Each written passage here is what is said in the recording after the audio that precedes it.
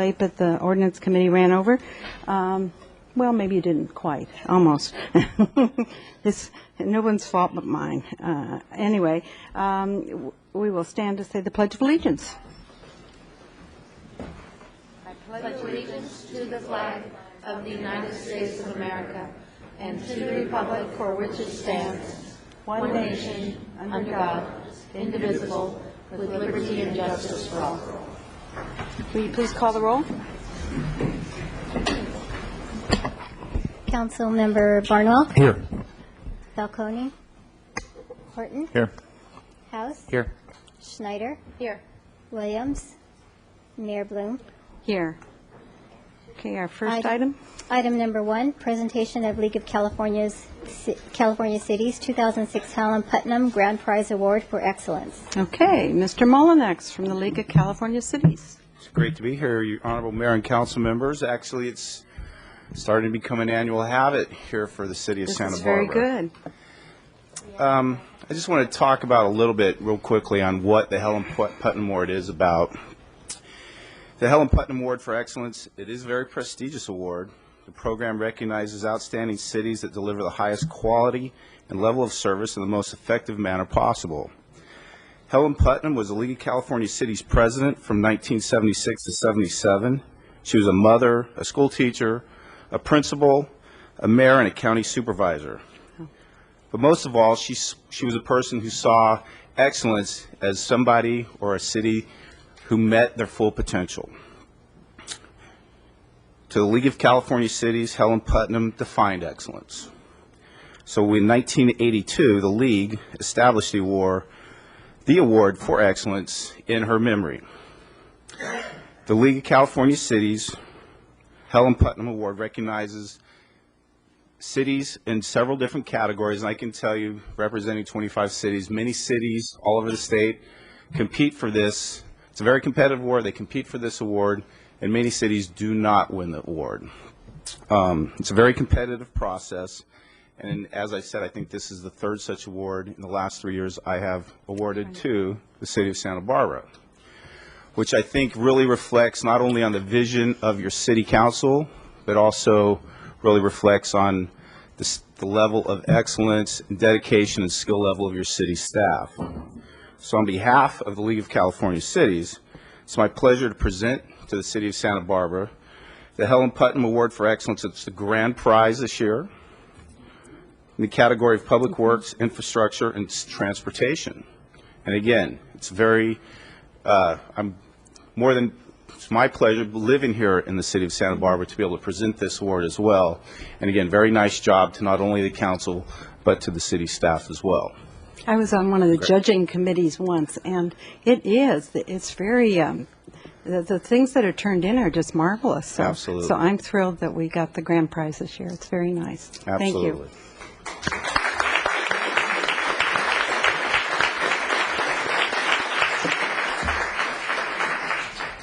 We probably should give it to Rebecca Bjork, because it was her project, and we've asked her to come and explain this, because she's the only one that really understands it. And so we want Rebecca to explain it to us. We think it's great, but what is this you did? Thank you very much, Madam Mayor, members of council. I'm also very pleased to get this award because I think that this project, which is the installation of 2 fuel cells at the Santa Barbara wastewater treatment plant, is really a great project for a number of reasons. The fuel cells represent a demonstration opportunity for a new technology. Fuel cells are becoming commercially available, but this was the first commercial installation at a wastewater treatment plant in California that has allowed, since that time, about 8 megawatts of fuel cell energy to go in at treatment plants across the state, and largely due to our leadership in providing a working example of how this technology can be used. Additionally, having the fuel cell on site at our property allows us to reduce emissions. Fuel cells produce electricity electrochemically, not through combustion, so we're not only reducing the emissions on site, where we used to burn excess methane gas produced in the treatment process, but reducing emissions off site by reducing the amount of energy that has to be produced elsewhere to supply our treatment plant. Our 2 treatment our two fuel cells produce about 500 kilowatts of energy every day, which is enough to fuel about 500 homes. We use it all at the treatment plant. It meets sort of our baseline demand at the plant. Additionally, because it's a demonstration project, our site provides a place for the fuel cell manufacturer to do research and development and continuously upgrade and improve their fuel cell stack. So it really is an excellent project with multiple benefits. A fuel cell, as I said briefly, works like a battery. In this case, we use the methane gas produced in our anaerobic digesters to provide hydrogen to sort of recharge, provide a continual recharge for that battery. The hydrogen ions are stripped from the methane and provide the hydrogen needed to create the electron charge that produces electricity. This is a picture of the fuel cell. It's about the size of it's slightly smaller than a shipping container on the back of a truck. And this is one of the two of them, and the diagram below shows what's inside there. It's sort of a self-contained power plant with some preconditioning at the beginning, the fuel cell module, which is just a big battery stack of molten carbonate in the middle, and then the high purity water system and the inverter that allows the electricity to be able to be used by us. And then this is a picture, this is what you'd see if you came down to the plant, and the doors were open, which they aren't. To the left, the door in the middle there is the end of the fuel cell stack, and the equipment to the right is the high purity water system. So we really are pleased to have this project, and thank you so much for your support and allowing us to take it forward. No, thank you so much.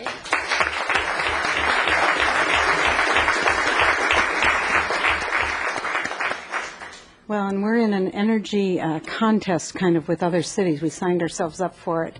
And I understand that because of this fuel cell battery, we've gone up to 24% using alternate fuels. So instead of using everything on hydrocarbons, I think that's great. So anyway, thank you, Rebecca.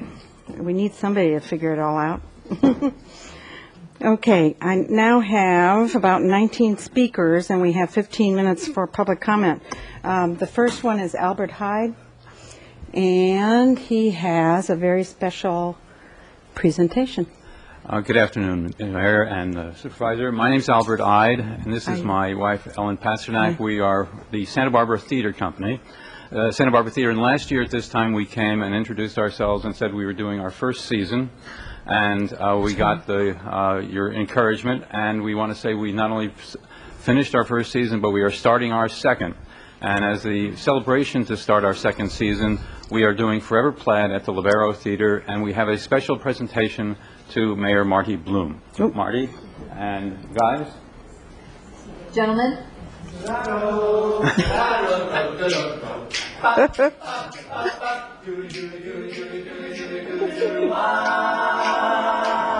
Crazy about your Marty, what you want to sell. Crazy about your Marty, no one else can shall. Give me all your love and all that you can afford. Let me keep you always till you be adored. Crazy about your Marty.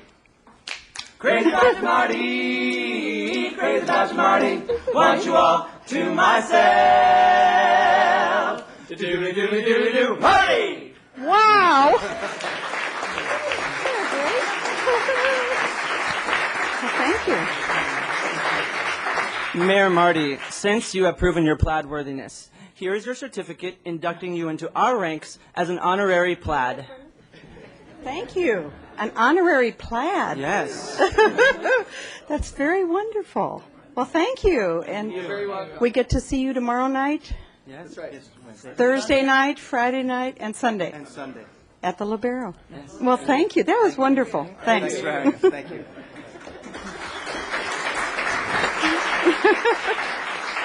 Isn't that cute? Oh, I'll have to put this in a in a frame. That's very cool. Shook up here. Okay, now back to business. What I will do is call your name, and you can come up and talk to us.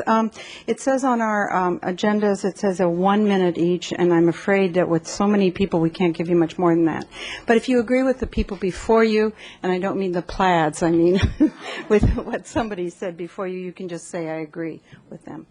We'll start with Bob Burgess, and I'm just doing them in the order that they were handed to me. So we'll start with Bob Burgess, And then Rihanna Roberts, if you can stand up right behind, Robert, if you can stand up right behind and be ready to go. Thank you. And I'm sorry our clock doesn't work, but my watch does. So I'll give you 10 seconds when we're down to that. Thank you, Mr. Burgess. Yeah. My name's Bob Burgess, a resident of the city of Santa Barbara, and I'm very concerned about the city's, the residents of the city costs for the Iraq war. And ultimately, I think there'll be other speakers that will lead up to the case of impeachment of the president for this. I did some arithmetic here on a little piece of paper, and I think a rough estimate of the current cost of the war so far is $350 billion, and of course it'll go on in costs for 50 years with disabled vets and things. And then I divided by the population of the U.S. to get $1,200 per person you have paid, each of you, $1,200 so far. And then I multiplied times 100,000 for the population of the city. And the residents of this city then apparently have contributed $120 million. Now, there may be some who think this body in front of me does not have the right or duty or obligation to speak or do anything about the war. Well, I think $120 million from the residents of this city is a significant amount and certainly entitles you to give some thought and concern to that, the size of that number, and it's growing. Thank you. Thank you. Rihanna, oops, I forgot to tell you about the section in the charter which says no booing, catcalling, or clapping, which is, and actually it makes it go faster. I'm glad you all agree, but I'm going to assume that you agree with most of these speakers, and we'll just keep going. Rihanna Robert will be followed by Stephen Sherrill. Good afternoon, Madam Mayor and members of the Council. I stand before you today not only as a resident of Santa Barbara, but as a member of the Santa Barbara Impeachment Coalition. As you know, we presented a teach-in on impeachment in July, then a town hall meeting in August with a panel of speakers, followed by a facilitated discussion. In the intervening time, we've met with each of you to provide information about the national movement happening across the country, to let you know that more than 24 cities and 3 states have either passed resolutions of impeachment or have them pending. And in the past 3 months, we've gathered more than 600 petition signatures. Council members, this administration has lied to both Congress and the American people. Lying to Congress is a felony. Lying to the American people is an impeachable event. Nixon was nearly impeached for failing to execute the laws of this country as required by his constitutional oath of the office of the President, for failing to protect and defend the Constitution, for false and misleading statements as well as withholding information from Congress, and for deceiving the people of the United States by lying to us. Do you not see similarities with the current administration? Do we continue to sit idly by and watch our Constitution systematically shredded? Each of you took an oath of office to support and defend the Constitution of the United States. I ask you, is it not time for us to stand up and speak, or have we not yet had enough? Thank you very much. Thank you. Steve Sherrill, followed by Dinah Mason.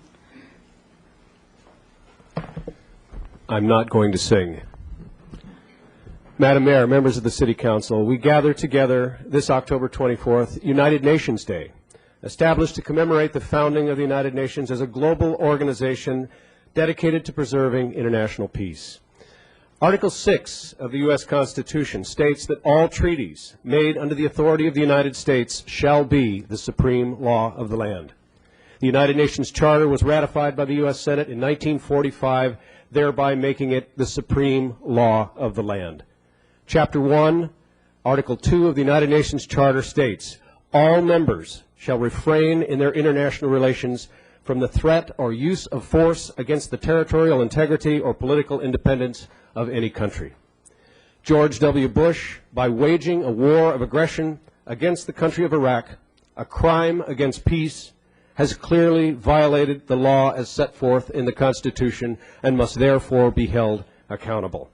We call upon the City Council to place a resolution calling for the investigation and, if warranted, impeachment of George W. Bush on the City Council agenda so the Council can hear testimony from the citizenry at large. It is the patriotic duty and moral obligation of every citizen and public servant, as you have sworn in your oath of office, to support and defend the Constitution. Thank you. Thank you. Dinah Mason, followed by Peter Lackner. Good afternoon. This is a picture of my daughter, Erica. She was born at Goleta Valley Hospital in 1984, and she's in the United States Army. She just completed a year deployment in Iraq. Talking with her has given me insight into what the war is really like. Erica's attitude changed as a result of seeing how pointless and mismanaged the war is. In her first month there, on Thanksgiving Day last year, a rocket whizzed within 300 feet of her before it struck a warehouse. Fortunately, it was a dud, but she could have been killed. Erica is scheduled to get out of the Army in the next few months, and she wants to enroll in City College and start her new life. As a member of the inactive Ready Reserve, she faces the possibility of another tour of duty, the backdoor draft. I object to Erica's life being put at risk for lies. Our own intelligence services admit this war is making us less safe and has nothing to do with defending us against terrorism. This aggressive war is a high crime under U.S. and international law. Misleading Congress is a felony. Misleading the public is an impeachable offense and a charge that was brought against President Nixon. The President has been diverting funds to fight this war, and before Congress approved it in any way. He has used this war to engage in illegal detention and torture and illegal spying. The abuses are too many to list here, and legalizing them does not make them less impeachable. For these reasons, I support impeachment of President Bush and Vice President Cheney. Santa Barbara is a caring community, and this resolution gives us a voice. We need to hold this President and Vice President accountable. Thank you. Thank you. Peter Lackner, followed by Margaret Corman.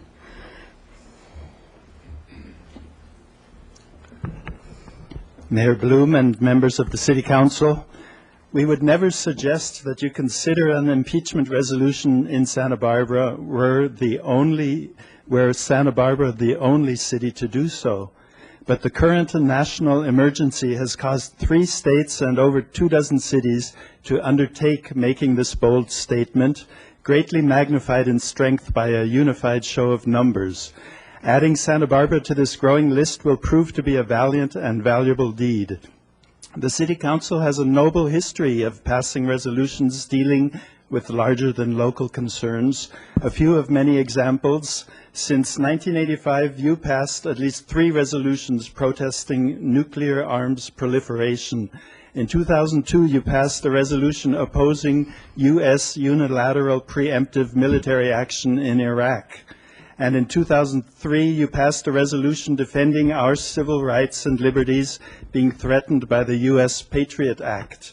History is now sadly showing that your foresight was absolutely accurate in performing these courageous actions on a larger than municipal level. And now a task of similar scope and at least as much importance lies before you again as your duty and as your choice.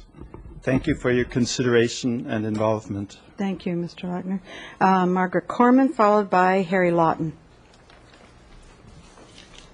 Good afternoon, Madam Mayor and City Council. Thank you for letting me make a brief statement. This administration maintains a network of secret prisons around the globe, whereby people can be picked up on a whim, whisked away without any formal charges, held without a trial or an attorney, and tortured. Torture is viewed by the Geneva Conventions as a crime. This administration's interpretation of torture is anything short of organ failure. The anti-torture bill was made null and void because of another of the President's 800 signing statements. Thus, the President stands before the nation and the world and declares the United States does not torture. The potential of a resident of Santa Barbara, citizen or not, being swept up in a net of extraordinary rendition and disappeared is not just a page out of George Orwell's 1984. Are we going to wait for this to happen to one of our own before we take a stand? Thank you again, Council members, for allowing me to speak. Thank you. Harry Lawton, followed by Douglas Gillis. And, yeah. Members of the Council, Mayor, thank you very much. Shortly before adjournment on the 29th of September this year, the Congress passed the Military Commissions Bill, which has a series of horrible propositions in it, and I'll just concentrate on the worst. The worst aspect of this bill is that it suspends the right of habeas corpus whenever the government deems that this necessary, and this is certainly an impeachable offence because it challenges the very right towards a fair trial. Habeas corpus, which literally means, if you remember your Latin, produce the body, is a hallowed right in the annals of law. It goes back to the Magna Carta of 1215. It specifically at that point denied the king the power of arbitrary detention without trial of those that he alone deemed to be his enemies. And this, of course, is the guarantee of an open trial to any accused by a jury of his peers. And 5.5 centuries later, habeas corpus was, of course, enshrined in the American Constitution, Article 1, Section 9, I quote, "The privilege of the writ of habeas corpus shall not be suspended unless, when in cases of rebellion or invasion, the public safety may require it." And those conditions, I maintain, certainly do not apply here, if they do apply for purely political reasons, therefore. The implication of the suspension of this writ is really quite frightening. We should not be complacent. With a law like this on the books, neither American citizens nor resident aliens in this country can feel completely safe from the possibility of their own seizure, unless, of course, they keep very, very quiet. To even consider the suspension of habeas corpus is a legal heresy, and certainly a violation of the Constitution. And this provision needs to be publicly denounced, of course, in the first order of business. But more importantly, the authors of such a proposition certainly deserve impeachment. Thank you very much. Thank you, Douglas Gillis, followed by Tom Moore. Madam Mayor, members of the Council, it was the judgment at Nuremberg that the people owe a duty to intervene when their leaders launch an illegal war. I was at the United Nations that week when our president asked for approval to invade Iraq. He needed 9 votes. And when he retreated from the United Nations, he had 4 votes on the Security Council. There was no question this would be an illegal war. I was raised to believe that the people of Germany somehow failed because they did not do more to stop Hitler. And here we are. 650,000 people are dead in Iraq as a result of the decision to invade because he tried to hurt my dad. So here we are. What is our duty as citizens?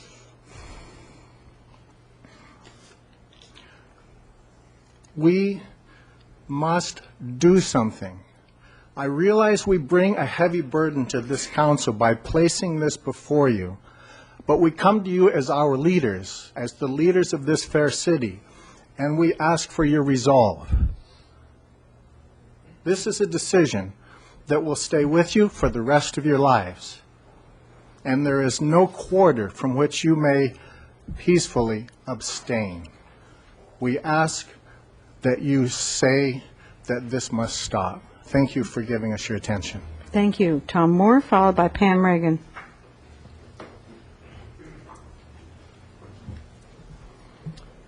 Mayor Bloom, members of council, my name is Tom Moore.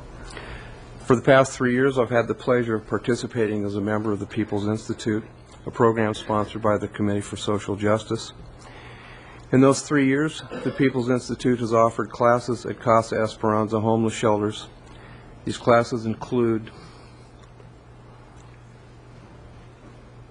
dance, poetry, songwriting, yoga, creative writing, English as a second language, drawing, and photography for members of the Casa Esperanza community. This year, the Arts Fund has graciously permitted us the opportunity to exhibit works by some of our students in their gallery. The images were created by students in my photography classes and students in drawing classes taught by Colin Gray. We'd like to invite you all and all members of the community to come see this exhibition, which is on display through November 3rd. We've also had the good fortune this year to receive local foundation support, enabling us to produce a calendar featuring work by these same students. We hope the exhibition and calendar will help inform people that the homeless can be creative and productive members of our community. I brought copies of the exhibition announcement and the calendar to share with you. We were pleased to have Mayor Bloom attend our opening, so I don't need to give her a calendar. No, I love it. But I do have a picture that I've been meaning to share with her from her appearance on the radio with Al Franken. Oh, So I'll wonderful. leave that with you. Should I? Good. Can I bring those to you, or should I? Sure, well, Brenda can get them for you. Okay. Thanks. That's nice of that? you. Thanks, Tom. Yeah. Just a moment. Let me get. So And the calendar. I guess you're missing. These calendars are wonderful. No, I have mine on my desk. So there's six. Six, yeah. Council Great. people, and here are a few of these announcements. Great. Thanks very much. You're welcome. Thanks. Pam Reagan, followed by Woody Holmes.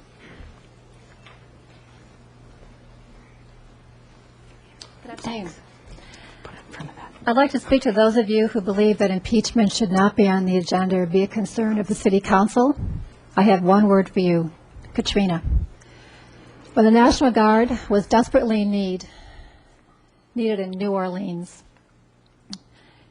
they were not around. Many of them were in Iraq, including their equipment.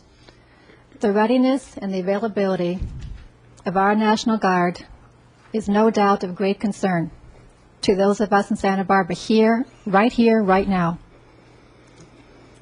What if we had an earthquake, God forbid, tomorrow morning? Do we have enough rescuers to save victims of collapsed or burning buildings? Would there be enough facilities to house those rendered homeless? What if a major fire, God forbid, sweeps through Santa Barbara this evening? Are there enough first responders to save us? How many of them will be in Iraq? How many of us will die? The actions of this outlaw administration are putting us at greater risk from disasters that could easily befall this city, easily. This is a local issue. The regime in Washington must be stopped. The longer they remain in power, the greater the risk becomes to the citizens of our city. Thank you. Thank you. Woody Holmes will be followed by John Calvert.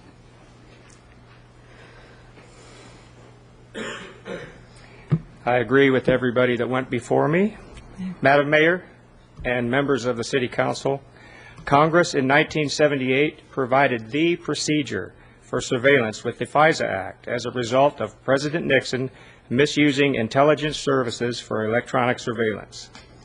Our civil rights that are protected by the U.S. Constitution are now being violated and eroded by a president that deems himself to have dictatorial power, using signing statements excusing him from accountability. In December of 2005, President Bush admitted to our nation under his command that the NSA has engaged in a program of widespread warrantless electronic surveillance of telephone calls and emails.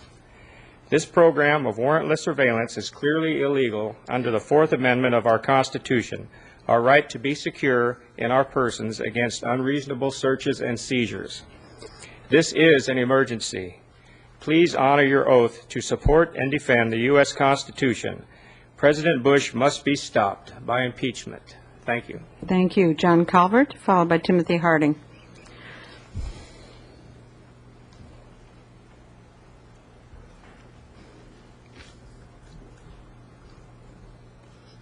Mayor Bloom and members of the council, I am in full support of the comments made previously by my fellow impeachment coalition members. I speak today not as a Democrat or a Republican, but as a U.S. citizen. This country is suffering greatly from the policies and actions of the President administration.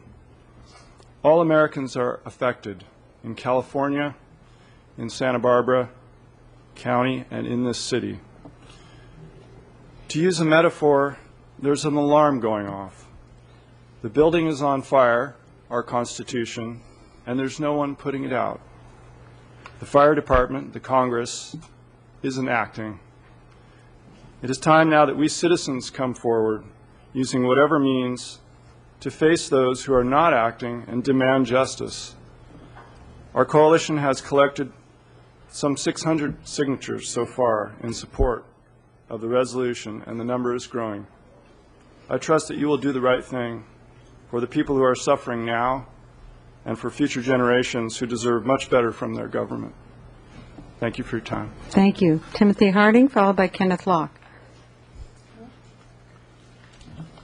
I rise to join the people who are urging you to pass a resolution of impeachment. I agree with the previous speakers on the violations of the Constitution committed by this administration, and I specifically want to talk about why it's strategically important for the City Council to pass this resolution. There are those that say that the Bush administration is lame duck. It's going to be gone in a few years, so let that happen. But when an administration has violated so many provisions of the Constitution on habeas corpus, on illegal invasion and occupation of a country, illegal detention of prisoners in Guantanamo, and supporting torture around the world, it's not enough to say that this administration has the right to live itself out.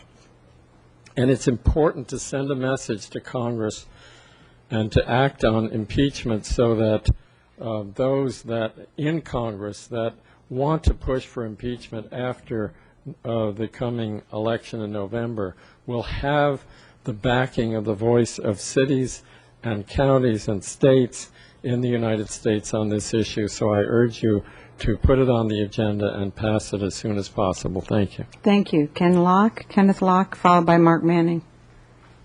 Mark. My name is Kenneth Locke. I have to agree with everybody. One thing that nobody has talked about is 9/11. I recommend the video, Loose Change. I think it's important that people view that video. I dropped a page off to your office. It's called The Genius of All Master's Degrees. Kind of biblically, it says you can't serve two masters. I've been raised up as a double master, and with that understanding, it provides the understanding of what a master's degree is, grade, how we graduation. I'm putting it all on my website. There's a link to my main page. I'll be speaking for the school board this evening. Again, as I spoke to you before, I mentioned that this next age that's available, that I have doubt that we're going to enter into, but with hope, at least what I can do is share this information. Thank you. Thank you. Mark Manning, followed by Lane Anderson. Then our last speaker will be Dorothy Fox. Mr. Manning. Madam Mayor, members of the council, thanks for hearing us today. I have a unique perspective on this. In 2006 or 2004, following the de-escalation of security in Iraq, I went into the Al-Anbar province and lived with the people there.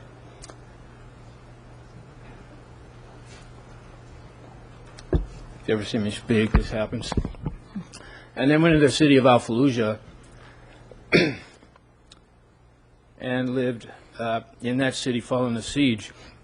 And I could talk to you about the horrors of war. I could talk to you about the civilian casualties, but I don't have time. What I do have time to talk about is something positive, and that is that the people there consistently, men, women, and children, told me that the American people will stop this. The American people will bring justice to Iraq. Sorry. And what inspired me about that is that these were people who had severe consequences of this war. All of them had lost family members. All of them had lost their homes. This was in bedrooms where there were dead children on the floor. And they didn't say Al-Qaeda will stop this. They didn't say the resistance or the insurgency. They said the American people will stop this. This was 2 years ago. Since then, I've been doing work in Iraq.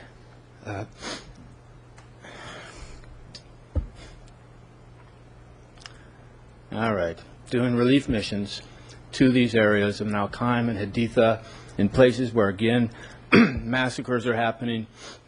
This isn't our troops. This is war. This is foreign policy.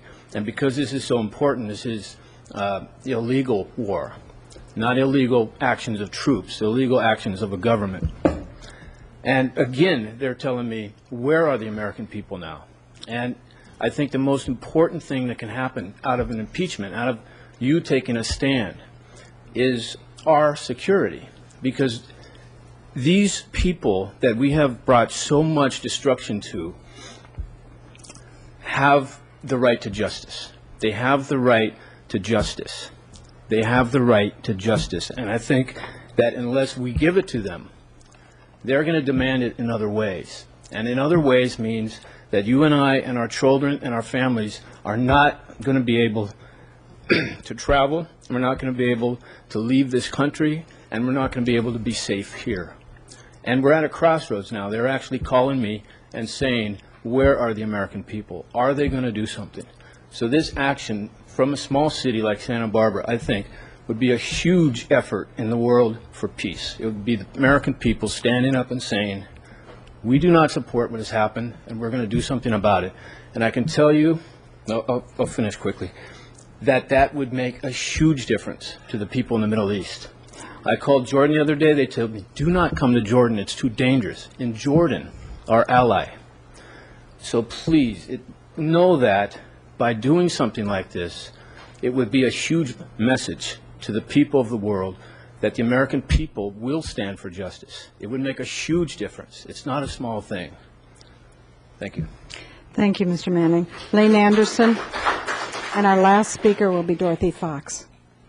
Now, I understand, Lane, you just got Postal Carrier Humanitarian of the Year for the country. I think that's wonderful. I didn't know that was happening. I think it's very nice.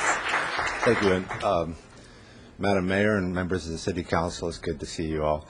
You know, I got that. It belongs to everybody in this room that goes to Arlington West, and there's about a dozen of our activists here. And I got it for setting up Arlington West, like I do it all by myself, you know. And if anybody has been down there knows it takes dozens. But it happens that I was the only one down there as a letter carrier. But I served in Vietnam under Lyndon Johnson, and I've always wished that he were impeached and removed from power for having lied us into that war. Now, I spend almost every Sunday down at Arlington West, and I talk to a lot of military families. Many of them are from this area. I talk to a lot of active duty military from this area and from other places, and they all have grave reservations about the dignity of this war, about the reasons to go there. And I think that we owe it to our military here, both the guardsmen that help us in the case of disaster that was already spoken about, and also to those that are in the reserves and regular military, to hold our leadership accountable. Accountability is going to be important on this. What's to keep another president from doing the same thing? I came back from Vietnam and watched that war ending, thinking that they would never do it again, that we'd never have a leader that misled us into a needless war again. And it's happened. It's happened partly because we didn't hold anyone accountable. Lieutenant Cowley went to jail. Almost nobody else did. And we have to hold leadership accountable this time. And we have to do it for our people here in this community, too. Thank you. Thank you. And our last speaker will be Dorothy Fox.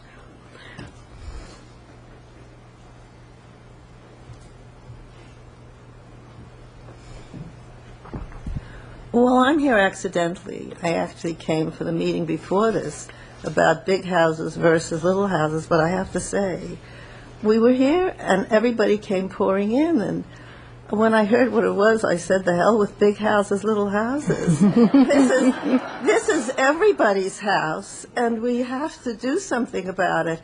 Now, a woman there, her daughter is over there. If one of my kids was there, I'd kill everybody. So that we really have to, the city really has to sign this. I mean, this would be awful if we didn't. And for those of us, I mean, I'm Jewish, and I think God, all those Germans were shits. But we have an opportunity now to show that we aren't, and I think we should do that for our own history, for our own grandchildren. So you better sign it. Thank you. Thank you. Thank you. Well, I want to thank everybody who came. Appreciate the tenor of the discussion. You did a great job, and and I've been taking notes because you each had different points you brought out, so thank you so much. And you know we can't act on this today. Our city attorney's sitting over there. He'll give us a dirty look if we try to do anything, so. But thank you very much. Are there any changes to the agenda? No, there aren't, Madam Mayor. Okay.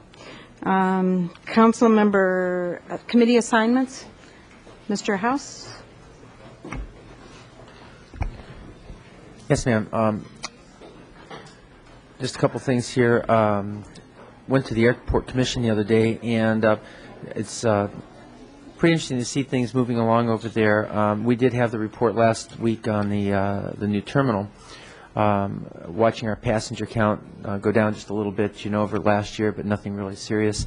Those T-hangers that we've, people like Mr. Armstrong probably would really like to have one of those, but those are coming along just really fine, and I think they're letting people know in advance how much they're going to rent for, but that's happening, and so airport moves along. I had the privilege of joining a few of you here in the City Council at the a meeting of the South Coast Energy Efficiency Partnership over at the with Edison at the via Santa Barbara, and it was just a really good opportunity to see how our the city and our corporate partners can really do good for the environment and do it at a if you will, neighborhood level. And so there's lots of opportunities. Hope people will follow through and find out more about that. But we're really looking hard on how we can work together to save money and energy and how to conserve for the environment. And then last time some of you reported on how much you appreciated the workshop on the Upper State Street design planning thing. And I got a chance to go to that this last week on Thursday, and I was really impressed. I want to thank the AIA, American Institute of Architects, folks who provided facilitation services. I would like to thank the city staff for the way that they really made that open and fully participatory for those who wanted to come and roll up their sleeves and work on what the future of that part of our town will look like. And we're still at the beginning phases of that, gathering people's points of view and concerns and ideas, and we're going to move on forward with more workshops. So that's it. Thank you. Thank you. Ms. Falcone? Thank you. Those two things, I think they're having a lamp exchange with the energy efficiency. I'm not sure if they've had last that Saturday. yet. Yeah. Did it already happen? Yeah. Well, if you want to exchange your lamp, I'm sure they'll help you out with that, and light bulbs and all that fun stuff. Last week on Wednesday, I was happy to be a panelist on with Shane Stark, who's the county counsel, and Mark McGinnis, who is a professor at UCSB and also started the Environmental Defense Center. There are these three lawyers talking about Proposition 90, which is on the ballot, and that's going to be re-aired, hopefully a lot, so that people can see what a horrible thing this is, on Channel 21. So if you're wondering about what that is, go to 21, and it's the public access channel, and you'll learn a lot about it. That's really all I have that other people didn't go to as well. Okay, Mr. Hort. Last Wednesday, we had the Santa Barbara County Trust Fund, Housing Trust Fund, Workforce Housing Summit in Santa Maria, and we learned how the private, public, and nonprofit sector are all helping employees find housing, and I think we had a really good participation and a lot of great ideas. And then also last week, a number of us attended the annual Arts Award by the County Arts Commission, and we learned there how much the quality of these awards adds to our life here in Santa Barbara in many different ways. All the events that we really enjoy as a community are helped by these awards. Mm-hmm. Okay, Mr. Williams? Next weekend, not this coming weekend, but the weekend after that is the annual Blood and Bone Marrow Drive at Irwell on Showgrounds from 9:30 to 4 p.m. So if you would like to be a donor, that's the place to be at that time. In the past week, I've been working too hard on voter registration. It all seems like a blur to me. But in the past couple days, I've attended representing you on the Kachuma Operations Management Board. And if you're curious about how the integrated regional water plan is going, there will be a presentation tonight in Santa Maria. Also, I toured Catholic Charities on Friday, a great facility on Haley especially a segment that I didn't know about their programming towards senior activities. So it's not just anti-poverty work, the needs of folks who are doing a little bit bad economically, but seniors and activities for seniors. That's all I have at this time, Madam Mayor. Okay, Mr. Barnwell?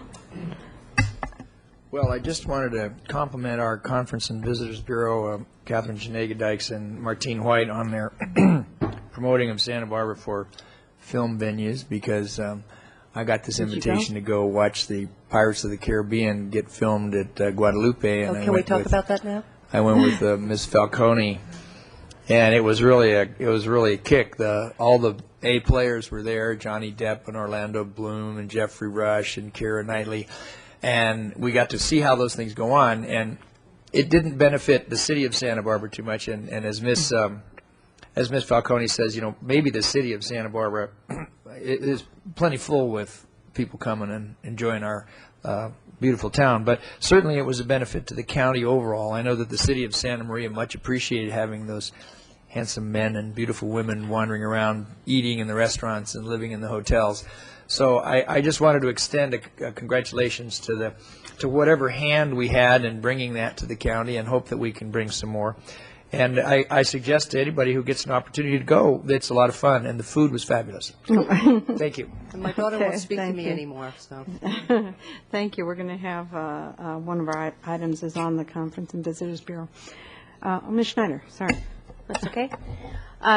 Last Wednesday, the Housing Authority Commission started their initial discussions about what they'd like to see on the Coda Street property. The redevelopment agency funded the purchase of that, at least the initial funding, and looking at the different types of units available.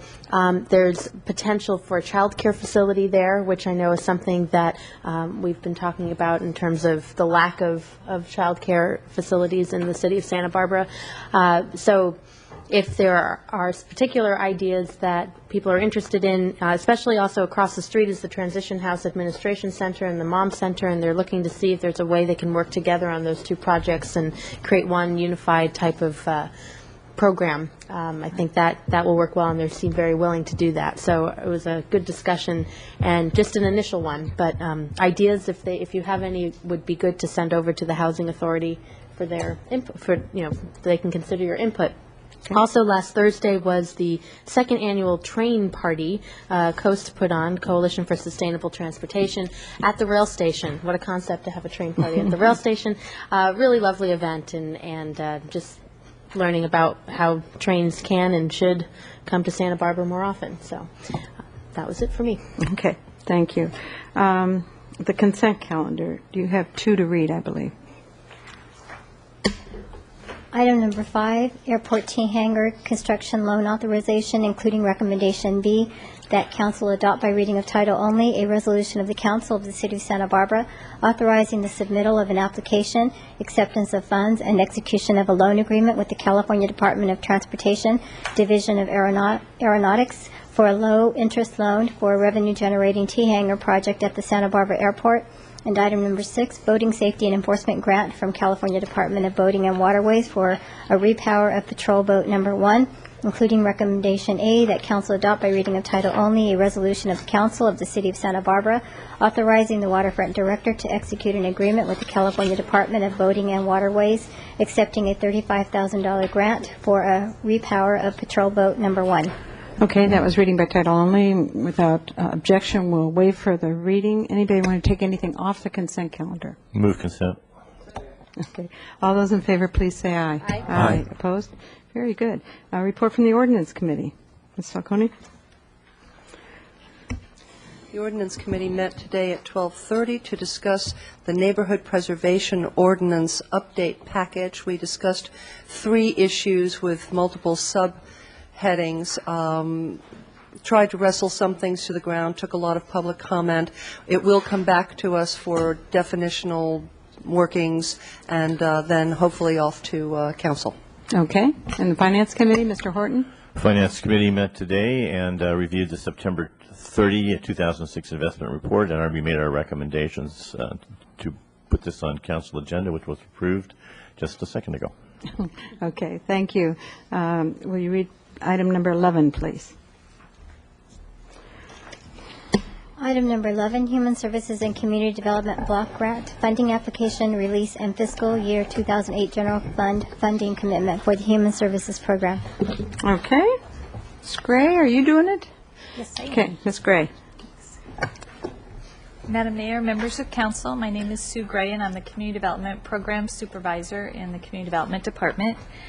Today, we come before you to ask that you review the current priorities and criteria for the Community Development Block Grant and Human Services funding for fiscal year 2008.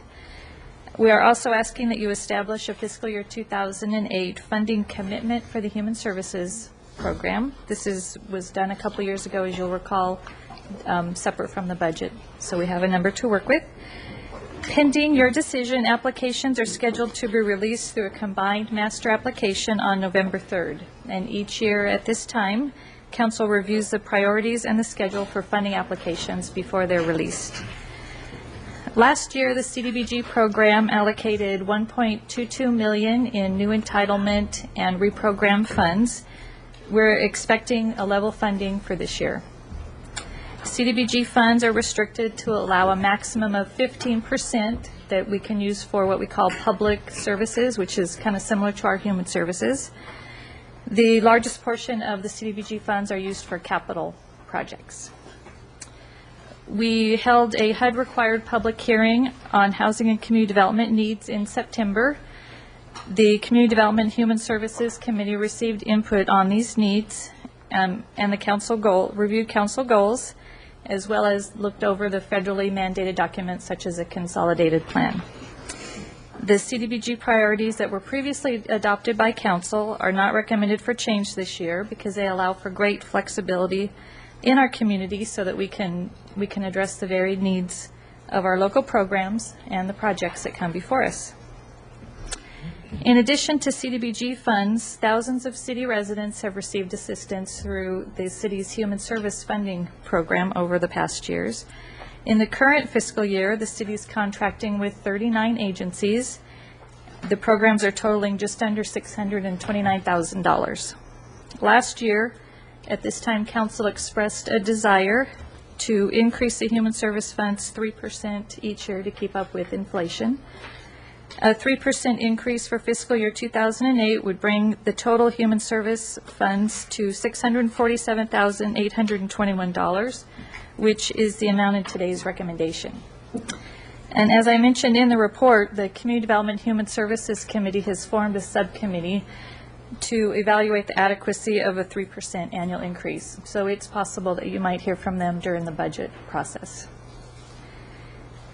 New this year in our application cycle, and per council direction, the living wage incentive program has been developed with the application. What we've done is we've added a question in the application packet that asks whether all employees to be funded with city funds are paid the local minimum wage. And what we've done is we've just referred to the ordinance that addresses that. And if so, if all the employees to be funded are paid the local minimum wage, they get an extra bonus point. Yeah. They get 1 point. So instead of... You mean the local living wage? I'm sorry, what did I say? Minimum wage. Okay, sorry. Local. Thank you. It's confusing me. Thanks. Oh, local living wage. You're right. I wrote down minimum. This incentive is reflected in the application criteria which you have attached to your council agenda report. We've added a sentence to that effect. Okay. My papers are sticking together. Thank you. Pending council adoption of the funding priorities and application process, we've scheduled a provider workshop on November 16th from 10 to 11:30 a.m. At the workshop, staff will explain the application process and answer any questions related to funding criteria and the priorities. During the application process, the Community Development Human Services Committee members analyze the merits of each of the different competing proposals that come before them, recognizing the adopted City Council goals for each of the funding sources. The priorities for both Community Development Block Grant and Human Services are listed in the Council Agenda Report. The attachments lay out the currently funded projects, And the funding criteria and application review schedule are attached. And I'm available for any questions you might have. Okay, thank you. I understand the CDBG money is not too much at risk anymore. I mean, we were really fighting for a long time, but I understand, as you said, it was going to stay level, I think you said. Yes, Madam Mayor. The latest that I've heard is that for the next 2 years, they're expecting level funding. Yeah. We were hoping for a little increase, but they're saying level funding. For 2 years. I'm happy to take that after all we've gone through, but still, it's good. Mr. Horton. Well, these are truly some of the most rewarding programs that we get a chance to work with here on council, and I'm very happy to move recommendations A, B, and C in the staff report. Second. Okay, is there discussion? Ms. Schneider. Thank you. And just a little kudos to go to Sue Gray's way. This past year, with the retirement of Mark Taylor previously, Sue was basically on her own for most of the time before being able to hire someone to take her position. And I've heard from a number of grant recipients, or even people who didn't get as much money as they'd liked, how seamless it seemed. And so that really goes to your hard work and leadership, and to thank you for that. And I know now you have assistants in your office, which will make things even better. But it wasn't noticed at all. And that's not saying anything about Mark Taylor. He was a wonderful person, and it wouldn't have happened the way it did for many years. But I do want to publicly acknowledge your work this past year in this arena.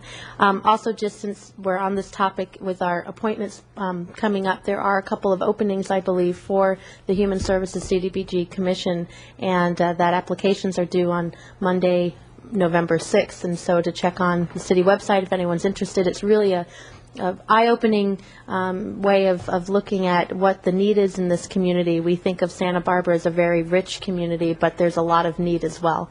And this is the committee that makes those hard decisions on how to allocate the funding that we have when there's 2 to 3 times as much need out there in terms of the application dollars. So it's a worthwhile commission to be a part of, and I encourage people to apply for those openings. Thank you. Mr. Williams? For those organizations that are applying for grants, both that have in the past and anyone who has a great idea that wants to bring it, I just wanted to enunciate a couple of the more of the scheduled times. So first of all, you have an orientation meeting Thursday, November 16th, which you said, at the David Gephardt Room in 630 Garden Street, 10 to 10:30, and 10 to 11:30 for new applicants. But the most important date is the date that the application is due, because we've had those issues before, which is no later than 3 p.m. on Thursday, January 4th, 2007, at 310 East Ortega Street, which is the purchasing office. And of course, these then undergo a process that eventually comes to council, and then funds are allocated. But I just wanted, for the benefit of the public, people to know that this is an open process, and if someone has a great idea, they should bring it to Sue. Okay, Mr. Barnwell? Thank you, Madam Mayor. Yes, compliments to Sue. You've done a great job, a really, truly great job filling Mark's shoes and maybe expanding. I don't know what shoe size he wore, but you're at least his shoe size. I had a question about one of the things that the block grant humans, the category 2006-2007 funding, and that was the guys at the bottom of the list, the Conflict Solutions Center got 0, but they're on the list. What went on with that particular one? Councilmember Barnwell, Mayor Bloom, Councilmember Barnwell. They are listed here because they applied last year. However, the Community Development Human Services Committee opted not to fund them last year. Their agency was going through a transition, and they asked them to come back this year to apply again. Okay. Okay, good. Well, again, thank you very much, and I think it's worthy of note that of all this, I mean, if I'm correct, we used to get all this money from the federal government, and now the city, out of its general funds, kicks in about 628,000 of the 796,000. So it's another benchmark proof of how much the city puts its money where its mouth is when it comes to making it a better town and helping all the individuals that do all this good work to whom we all owe a great debt. Thank you, Madam Mayor. Sure, and we're asking that it be increased by 3% to $647,000 this year. That's very good. Okay, we have a motion and a second. Any more discussion? All those in favor, please say aye. Aye. Opposed? Very good. Thank you. Thank you, Mr. Gustafson. Madam yes, Chair. go ahead. Ms. Gray, in case you need somebody, I've got the 4th written down here, in case you need somebody out by the curb picking up the applications. Do you remember that? I have you down on Okay, my good. I list. put it in the, it's right Or there. clearing traffic, because people will be running. We know how that goes. 3 p.m. Yeah. Okay, item 12. Item number 12, Conference and Visitors Bureau presentation on fiscal year 2007 marketing plan. Okay. A new marketing plan. Ms. Janega Dykes. We also have information for you. We have bags filled with all of our marketing materials and annual reports good. for each of you as well, too. I think Brenda has those. Okay. Oh, how nice. Calendars, bags, singing today. This is amazing. Madam Mayor, members of the City Council, my name is Kathy Janega Dykes. I'm President and CEO of the Santa Barbara Conference and Visitors Bureau and Film Commission. And I'm here today to give you an update on our tourism marketing program for this year. And I'm really going to be focusing on the big picture because we've made a lot of changes. We have a new ad agency, new concepts, new designs, new logo, and new branding, and a lot of new benefits for the city of Santa Barbara. But obviously some things have not changed. Santa Barbara's old world, relaxed beauty is still the highlight of our lifestyle here on the American Riviera, and it'll be a very important component of our campaign. This message reflects the feelings, the pleasures, and the memories that visitors experience when they travel here. It's not about bricks and mortar. We're taking the campaign to a new direction to reach new audiences and to stand out from the competition. As we know, business is good right now, but our role is to really develop the business for the future. How do we attract new audiences to the area, and how do we attract them to come to Santa Barbara when we need the business the most? And as you will hear in the next few moments, this is a research-based campaign that recognizes our growing trends and the different ways to deliver information. But before I unveil our strategy, I think it's important to talk about some of the successes that we had in the past fiscal year, and these are actually outlined in your annual reports. Last year, our sales department exceeded their goal by booking over 20,000 room nights for an estimated economic impact of $6 million. Filming activity, we just talked about that, continued to be strong. We actually had over 77 shoots in the city of Santa Barbara. We talked a little bit about the Pirates shooting, filming up in Guadalupe, but the city of Santa Barbara actually attracts a different type of filming activity, primarily commercials and catalog shoots, and very often during the winter period, again, when we need the business the most. Our media relations program resulted in over 700 placements valued at over $11 million in advertising exposure, and this more than met our expectations for exposure in the media. And then we generated a new film tourism campaign because there's a strong relationship between filming and tourism that immediately began to generate the buzz that we were hoping for. And then we added new layers of interactive and attention-getting activities to our culinary tourism campaign. And we're fortunate that in Santa Barbara County, we attract more than 10.5 million visitors, spending about $1.5 billion annually in our county. And of course, we all continue to benefit from the transient occupancy taxes collected from our hotels and motels.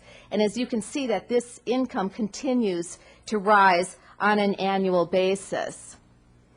But I think what's really important for us to reflect on is the beneficial effect that this influx of tourism has on our residents' quality of life. And our high quality of our cultural offerings, as well as the wealth of recreation, dining, and shopping we all enjoy in this community, is truly a result of this added boost of business.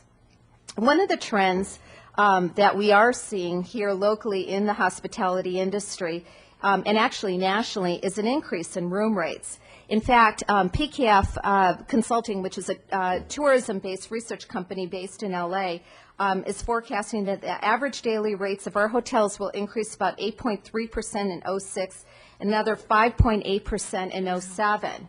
So in the last 3 years, the travel demand has been on the rise, but with it, a demand for more amenities and a higher level of service. And our hospitality industry has to respond for that by charging for our services. But it's important to note that our hotels could not charge these type of room rates unless there was demand for this community. And ensuring that these visitors continue to see Santa Barbara as a destination of choice is the role of our organization, our hospitality community, city and county staffs, and you as elected officials. But creating demand in the 21st century obviously brings some new challenges and some new opportunities. Our media costs are continuing to rise. Our audiences actually have splintered, and our media outlets have also increased as well. So after we conducted an extensive search for a new advertising agency, and this is done through a diverse group of hospitality members, we selected a new advertising agency, the Cimarron Group. And marketing our brand, reaching emerging markets, and using the latest in technology are the issues that we are actually taking on in partnership with this new agency. But before we began to develop our new strategy, we had to take a look at some of the trends that are currently affecting our industry right now. And some are the use of the internet as a source of information by consumers who travel continues to rise dramatically. This isn't a surprise to any of us. But over 79 million Americans went online in 2005 to obtain travel and destination information. That's quite a large number. We're also seeing the increased use of travel as an escape and means for relaxation, and it's an important trend for us here in this community. And also, and this is a fairly new trend, a rise in demand for learning vacations and hands-on activities. And this is really a match for our community as well, too. So using this information, we then tasked the Cimarron Group, our ad agency, to develop a two-pronged approach to our campaign. The first was to develop a brand platform that can live on to the future, really using technology, and that's key in this campaign, to deliver our Santa Barbara message. And this is going to be accomplished through the design of a new logo. We have a redesign of our existing website. We have the addition of new microsites that I'll talk about in just a moment, new podcast tours, and new online and print media placement. We then asked the agency to develop a very, very strong cooperative partner program, and it's one that will help us leverage our public dollars with private industry. And this is actually quite significant for us this year. And it's important for all of us to remember that the ability of Santa Barbara's hospitality industry to work together to promote this community has really been one of our strengths over the year, and it's truly been one of the reasons why this community has been a strong and successful tourism destination. So the agency came up with a new response to our challenge, and it's a campaign that we plan to run in the next couple of years. But let's take a look at the new design of our logo. We asked the agency, and I apologize, the monitor is not quite accurate with the colors, but we asked the agency to come up with a new design, and this logo reflects Santa Barbara Old World beauty, but really with a modern treatment. The icon behind the letters can be interpreted in a number of different ways. It could be a mermaid, it could be the spirit of Santa Barbara, and it could be St. Barbara itself. The colors, again, are not quite accurate on this monitor, but there is a gold and then certainly that terracotta color, which are certainly colors that reflect our community. And the font is very similar to the signage that is located throughout the town as well. And as you can tell by this logo treatment, it can be used with the icon or without. We also asked Cimarron to conduct a certain amount of research to determine what our visitors want here in Santa Barbara. And what we found is that our visitors aspire to have the lifestyle that we all enjoy here in Santa Barbara. So our distinctive lifestyle became the key component of this campaign. Our history, our art, our architecture, our recreation on land and sea, our dining, our shopping, really our environment, our wines, these are all key elements of our Santa Barbara lifestyle. So this campaign now suggests that visitors should think of Santa Barbara as their second home or even their personal retreat so that they return again and again. And both the creative and the creative placement in electronic media work together to create the notion of Santa Barbara as an escape from a hectic lifestyle. One of the key business goals with the new campaign is obviously to boost traffic to our revamped website, but also generate, again, off-season business. We need the business November through March the most, and certainly midweek travel as well. And because the campaign is primarily electronic, it's very, very fluid, so we can adjust it to reach new audiences or to reach problem areas certain months that we may need more business. Check out of your everyday life and check into the lifestyle of Santa Barbara. Santa Barbara, the American Riviera, is being positioned as the ideal place to escape. Individuals are offered numerous opportunities to personalize their visit by visiting the Bureau's website. The title of the website is Make It Your Own. And we want to create brand loyalty by suggesting to visitors that they can customize their itineraries by simply logging on to this website. So this is an example of the brand new microsite. And this microsite becomes the front door to all of our campaigns and to our existing website as well, too. This is where everything interactive lives, and it sells the spirit and the soul of Santa Barbara. And the website becomes much more than just a place to find visitor information. It becomes a virtual playground where people can begin and continue their relationship with Santa Barbara. Visitors to the site actually customize their own Santa Barbara experience by first choosing a postcard on the left, and they then select an activity stamp from the bottom, and a line drawing of that activity animates over the postcard image. And as you can see, this is a static image, but you know, the website will actually be live in the next week. A new website divulges secrets about Santa Barbara. These are those that only the locals know. And this tactic offers frequent visitors new places to discover and a reason to return. And it allows us an opportunity to promote less well-known attractions in a very, very appealing way. And then, as I mentioned earlier, the key component of our new campaign offers marketing opportunities, and you can take a look at all of the co-op marketing opportunities available on this microsite as well, too. And basically, our fees now begin at $50, so they're very, very nominal fees, and gives an opportunity for you know, organizations who may not have been able to advertise in our campaigns in the past to be able to do so this year.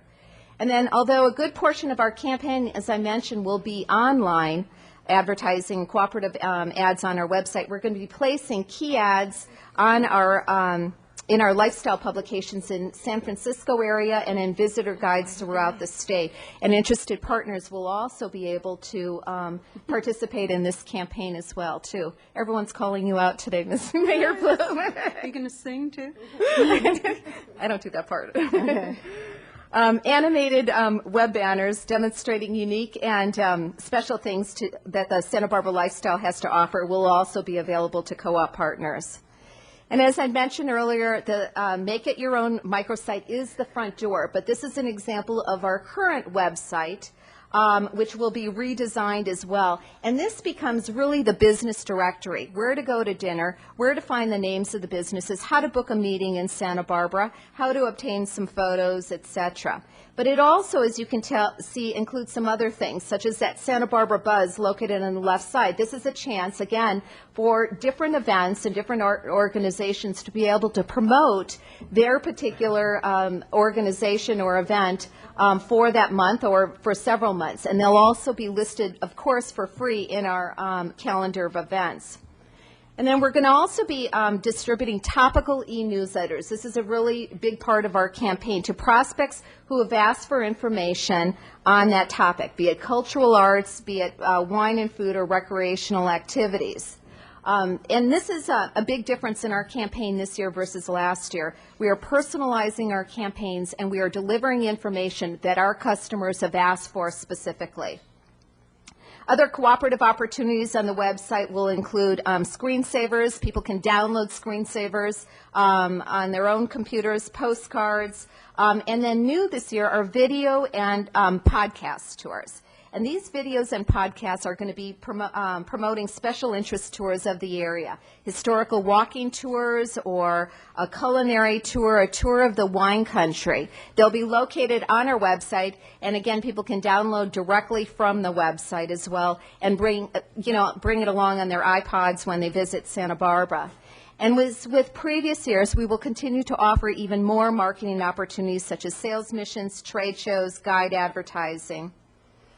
All of our advertising will be placed in lifestyle and travel-oriented environments, really to capture the potential visitors before and during the travel planning. And then I think, as we all agree, at the core of everything we do together is really one reality. Our mission is to close the sale. So we have a brand new online booking engine that will essential to our effort to help hotels book business through our website. And this year we're contracting with Travelocity to handle our online booking engine. This new partnership not only processes visitors ready to book, but it also provides vital marketing intelligence about our customers and certainly has a global presence as well. You all receive our quarterly and our annual reports, and you know then that we do hold ourselves accountable for all of our marketing efforts in a number of different ways. And this year with Travelocity, we'll be able to quantify the amount of room nights that are booked through that website. But we'll be measuring online traffic, off-season and midweek bookings, and certainly brochure and guide requests as well, too. And these are all measures and based on the definitions and standards of our governing organization, the International Association of Convention and Visitors Bureau. But in the future, we're going to continue to report to you about leads and bookings by our sales department, economic impact of film shoots, and certainly media stories that do focus on the city of Santa Barbara. We also will be launching a new green tourism campaign, and we've already had conversations with city staff and other members of the community to kind of pull this all together and really promote Santa Barbara as a green tourism destination.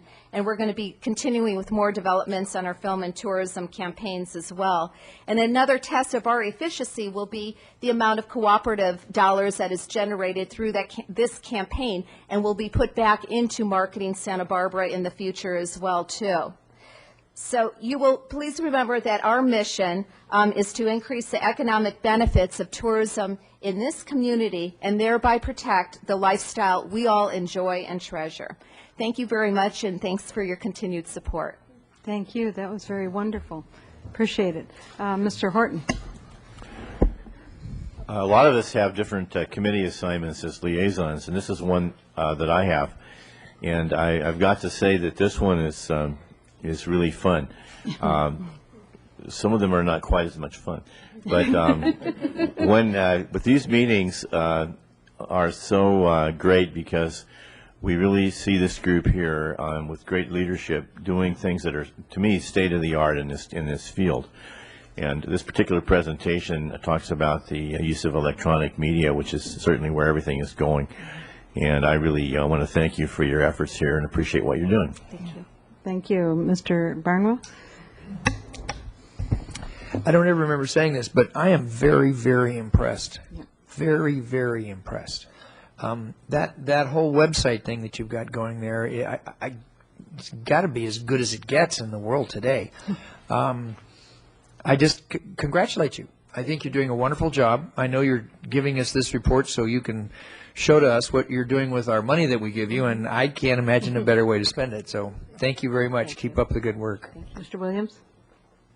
The CVB, because it's also the Film Commission, gets two liaisons, and so I joined Mr. Horton, and I'm also impressed, but I have the impressions of someone who watches it month to month, fairly constantly, and I've been impressed with really four things that the CVB is willing to do. First of all, they have an urgency there that I've really seen the past few years, an urgency to get business for Santa Barbara, a innovative spirit on future ideas for economic development, and sort of an awareness, and this is something I wasn't expecting, an awareness of the public perceptions concerning tourism, both good and bad, and a readiness to deal with those public perceptions and be a community partner of how to make sure that tourism is good for all Santa Barbarans. So I've been very impressed with that. I'm continue to be impressed that you're not willing to rest on your laurels and continuing to do this work. Thank you. Okay, Mr. House, I think we're just going to let the men talk. Okay. Did you notice? Yeah, very unusual. Mr. House. My goodness. Never thought of myself that way before. What do you do after that, Grant? So, No, but no. You're not turned on. I'm hoping to take a vacation in Santa Barbara soon after seeing that presentation. And especially I want to know those secret things that only the locals know about. I think that's just really great. I do have a real question to ask you. We are a destination for people from all over the world. And what we saw today was in English. And to what degree do our future plans anticipate this? And I'm actually asking this question completely open. I have no idea what the answer is. Do we have any anticipation of offering any other language services or a way to direct those who would like to come here who don't speak English that well? We do actually offer brochures in multiple languages right now, and our current website, the corporate website, does translate into different languages because, as you mentioned, we do attract a lot of international visitors, and primarily it's the UK and the German visitors that are visiting us right now, but those numbers are continue to increase. We actually have our director of communications who is in Germany right now. One of our local chefs, Mitchell Shervin, owner of Bouchon, was selected by the State Tourism Office to be the chef of the week at a restaurant and a hotel in Frankfurt. So we're doing a number of different Santa Barbara and California promotions to the trade, to the press, to the consumers, etc. So it really is quite an honor that he was selected. Oh, this is really, really exciting. I know that when we travel, we appreciate that the people that we meet are hospitable, they're friendly, they're welcoming, and they really make us feel at home. And I get that sense from this. And I think that really goes to all of us in the community, that we really welcome our visitors and we make them feel at home when they're here. But thank you very much. Thank you. Thank you. No, it's very wonderful. I appreciate it. It is very cool. And it makes us look old, which is, I like that because we are one of the older cities in the state. But when I talk to groups from Turkey in that area, we really aren't that old. But it's still, I like that. Yeah, it looks classy. It's good. There you go. There you go. So I appreciate it. Thanks a lot. Okay, item number 13. Item number 13, request from council members Falcone and Horton to support Measure D 2006. Okay, Ms. Falcone and Mr. Horton. Well, thank you, and I appreciate, I'm sure we could have gotten everyone up here to sign this request. Measure D is such an important, critical issue on our November ballot that I really wanted to hear a little bit more about what we've done. There's a lot of questions that we get asked in the community. What has Measure D provided? And Mr. Nisich, I'm not quite sure what you have in your presentation, but I think it would behoove the public to hear of the successes that Measure D has had and what we're anticipating going forward and the importance of this measure. Mr. Horton, I'm not sure if you have anything to add. I think the people really need to hear clearly why this is critical. Okay, Mr. Nisich. Yes, good afternoon, Council, Mayor and Council. This is designed just to be a quick background report in response to Councilman Horton and Falcone's request for information to consider taking a position on the Measure 2006. So give you a little brief background information, primarily derived from our existing reports. You'll see, if you recognize the slides we'll do today, you've seen in our prior, in March, presentation on our Measure D program of projects. So that's where that information came from, and the other information on the proposed Measure D was derived from the SVCAG publication. So it was just kind of information we put together, but we hope it will be informative. Just briefly, most people know, but for those who don't, the existing Measure D is a half-cent sales tax. It was approved in 1989 by a majority of the voters, and it was for 20 years, and it expires in April 2010, actually March 31st of 2010. We're going to talk about Measure D project categories. Again, these are the project categories the City of Santa Barbara uses. The Measure D existing is broken up into 70% local distribution and 30% regional Of the 70% regional that comes to the city of Santa Barbara, we break it up every year in our program of projects in these three categories: capital projects, which are one-time events, if you will, and then programs, primarily transit assistance and operations and maintenance. So we'll talk a little bit about those. Capital projects are pretty much what we think of as our core maintenance responsibilities in the public right-of-way. These types of things are our preventive maintenance program for streets and sidewalks, our signal upgrades, traffic safety systems, our drainage improvements, the traffic calming we have seen around the city. Easy lift transportation. I might add on our capital project, I should probably say that it's in the report, but it's approximately, in 07, approximately 36% or 1.75 million of our total allocation. And I'll show you a summary slide at the end. We'll talk about that. Transit assistance, it's something that we do more than I think anybody else does in the county. We have money that goes to support Easy Lift transportation, which is a very important transportation for those people that are uniquely qualified and have some disabilities, and provides kind of door-to-door service for those seniors and handicapped folks. The Crosstown Shuttle, which most people are familiar with, it goes across the town. We support that very heavily with Measure D, and of course our own downtown waterfront shuttle. We have a very substantial subsidy approaching 90-95% of the cost of that operation we fund with Measure D. And that in 07, that's approximately 28% or 1.34 million of our total allocation. And the final component of our three parts is the operation and maintenance. This is the day-to-day routine that we generally do in-house. We have 12 full-time staff assigned to Measure D in both engineering and operations and maintenance. These are the folks that come out and repair the sidewalk and fill the potholes and do some median maintenance. And we also fund the part of our commercial street sweeping program in the downtown. And that constitutes about 36% or 1.75 million of the existing 07 allocation. Just to give you an idea of program, this is an estimate of how much the various communities would have received from Measure D through the expiration in March 31st, 2010. And you can see Santa Barbara is estimated to receive approximately 72 million, or a little over $72 million, which is not an insubstantial portion of our budget. Just looking again, kind of a pie chart, because pie charts I think help a little bit in looking at this is how we spend our Measure D allocation. I bring that up because other communities will spend it much differently, but in this particular community we have the needs and certain desires, and we have decided to break it up this way. Again, there's that 36% for our capital projects, including capital projects for Alton Transportation, our direct transit assistance, and our operations and maintenance. So you might add, well, okay, that's Measure D, but what about the total street program, which in 07 is about 14.63 million? First thing I want to do is I want to correct a little inaccuracy on this slide. The bottom pie chart that says gas tax and other, that really gas tax and other goes up in the purple area there. That smaller slide is supposed to be other revenues, primarily transfers from Measure B and citation revenue for our street sweeping program. But the important part of the slide is the Measure D is 4.83 million of that 14.63 million, or 33% of our total streets operations and maintenance. So you can see if that goes away, that would be a third of our whole program, which is not insignificant, I would conclude.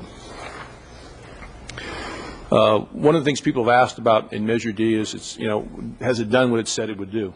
And we think certainly in our city it is done based on the numbers you saw there, but we thought it was informative to say that the grand jury in 2005 and 6 looked at this very question. They wanted to know, did in fact Measure D do what it said it was going to do? You've seen the marquee Measure D progress as promised. So the grand jury took that up and said, well, what does that mean? So they surveyed all the cities in the county and said, what did you do with your money for the last 16 or 17 years, and did you in fact deliver what you said you would deliver? So I just quote from that report. They had in the summary, they actually had 3 recommendations that I think are pertinent. The first one, they said the accomplishments under Measure D justify the continuation of the transportation sales tax. I mean, they say that they did what we said we were going to do, and I thought that was very informative. They also concluded that all the construction projects in the original Measure D expenditure plan have been completed on or ahead of schedule, with the exception of Highway 1 widening project. They went on to say that that one project was not completed because of public opposition. And I might add that what SBCAG did with the money that was appropriated for that purpose, they went in and reappropriated to another project, which we now know is the 101 operational improvements, which is in the same area, trying to fit a project into the area that this original project was aimed at. So they actually have done what we think they could. So, and I think the grand jury recognized that in their quotation. They finally concluded that Measure D revenues to local agencies for road improvements, bikeways, and transit service have resulted in tangible benefits to the citizens of the county. Excuse me. And I think that's where they concluded that it was worth extending, because there are benefits. They primarily talk in the report about the improvement in the pavement quality index, which is one of our P3 indicators in our program, and other communities use it as well. And they said that they've seen results that the road quality has improved because of this funding source throughout the county. So then we say, well, what about Measure D 2006? There's been much discussion about that. There's a lot of literature available. Again, this information is derived from SBCAG, the action on their website, and from some publications they have. It's simply a 3/4 sales tax on the November ballot. I might add, it's remember the existing is 1/2, so this is really only a 1/4% increase in that tax, applying all to tangible personal property sales. It will require a 2/3 majority vote of the county-wide voters. This particular one is for 30 years as opposed to 20 years, and it's expected to generate almost $1.6 billion countywide.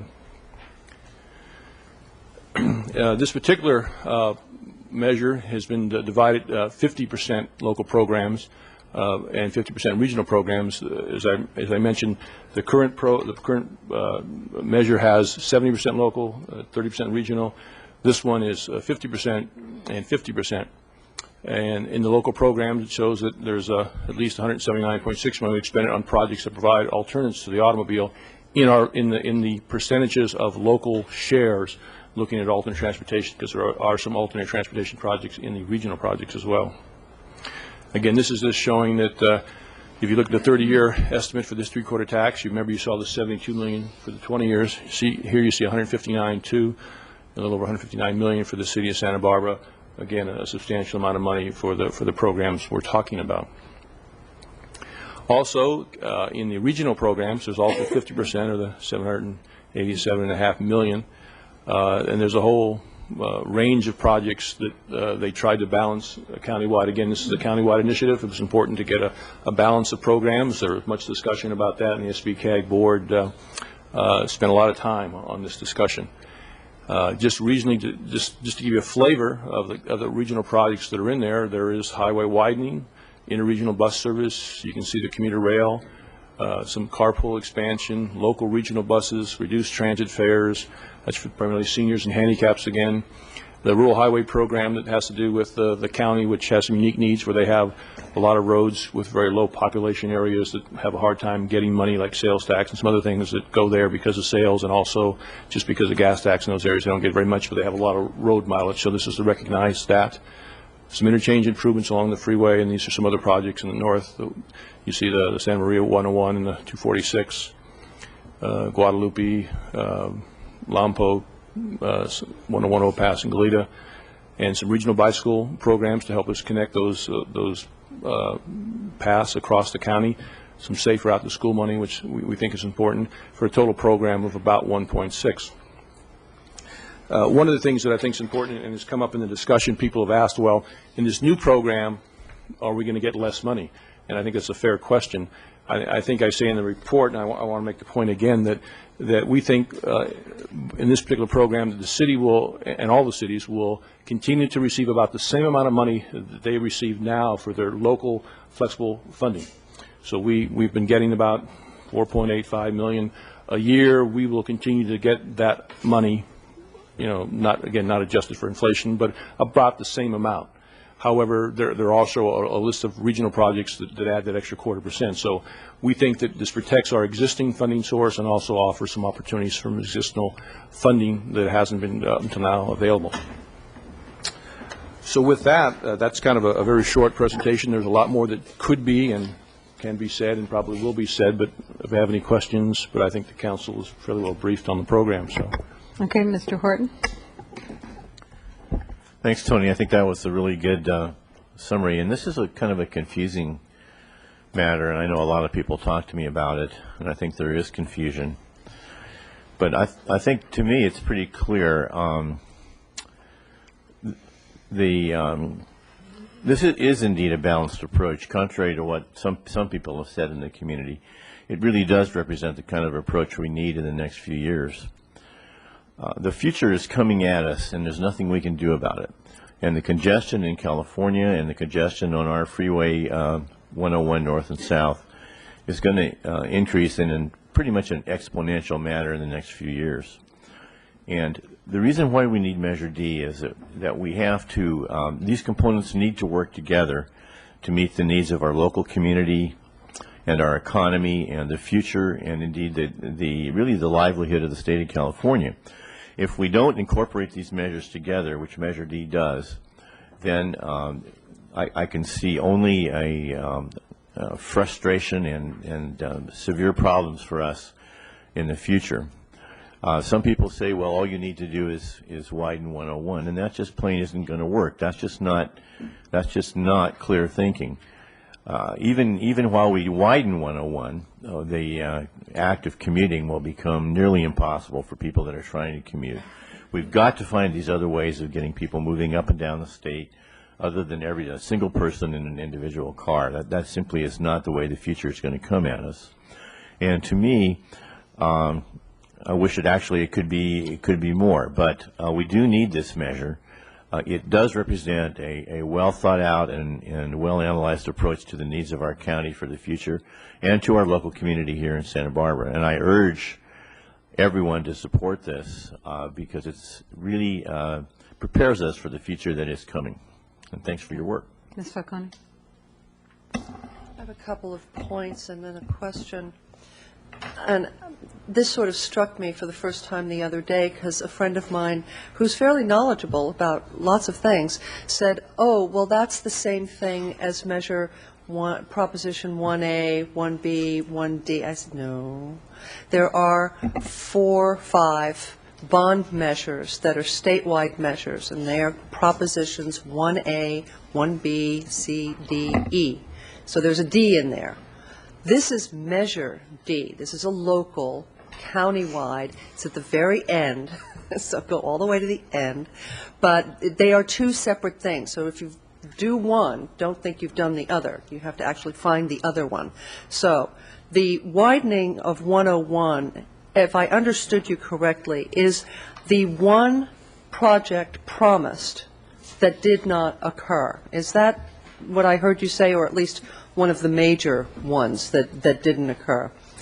Madam Mayor, Councilman Falcone, the report from the grand jury pointed out that the only project listed in the approved expenditure plan from the existing Measure D was the widening of the 101 project. Now, in 1993, I need to take people back there. There were 6,000 people who signed a petition, mainly from Montecito, but also from Santa Barbara. Good friends of ours like Alex Peugeot and Pam Bohr and other folks led a charge against widening the 101. There were 6,000 people that signed a petition called Grassroots 101.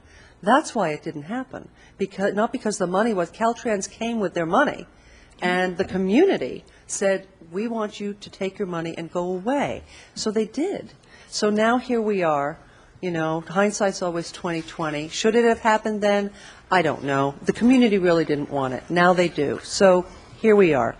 The other thing that I have to ask you is, if that $4.85 million goes away, which will happen if people vote no and it doesn't pass by 2/3, $4.8 million of your roads, streets, and sidewalks budget will go away.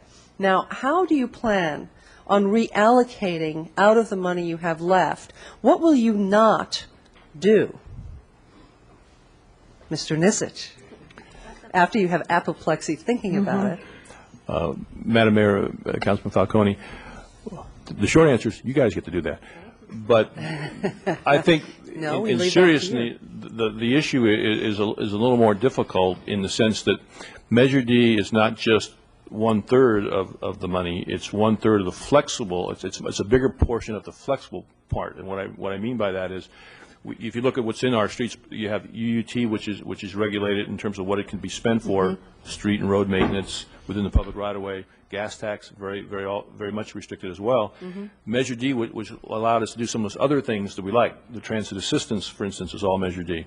And you'll notice that some of our pedestrian projects and our alternate transportation projects are all Measure D. So when we look at reallocating in a world without Measure D, those types of projects don't qualify for those existing funding sources. So in those areas, the council, we're struggling with very little money, primarily I would suspect grant money and some other things to do those kinds of projects that you now have the luxury of being able to use this money for. So in those areas, it'll be very, very difficult for us, not to mention that we will have to take 12 staff members and find openings for them, which I think we'll do through attrition and whatever, but that'll be reduced service in all those areas. The maintenance, the people who call for potholes and graffiti and stuff will be a little less service. I mean, 12 people out of the 50 or so we have now, that's a substantial Potholes, reduction. graffiti, and buses So will be yes. hard up, to say the least.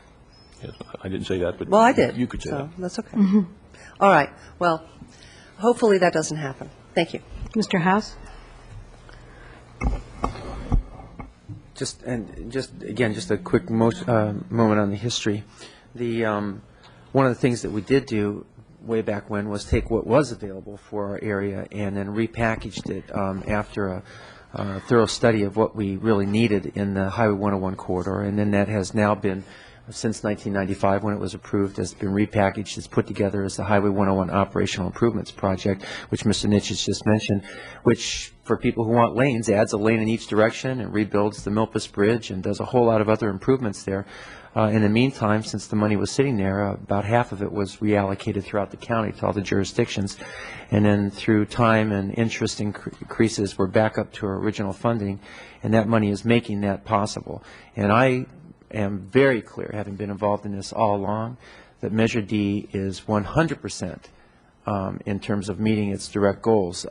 The widening of the highway to the degree that is feasible given state and federal funding is happening, and only because we have Measure D available to do it.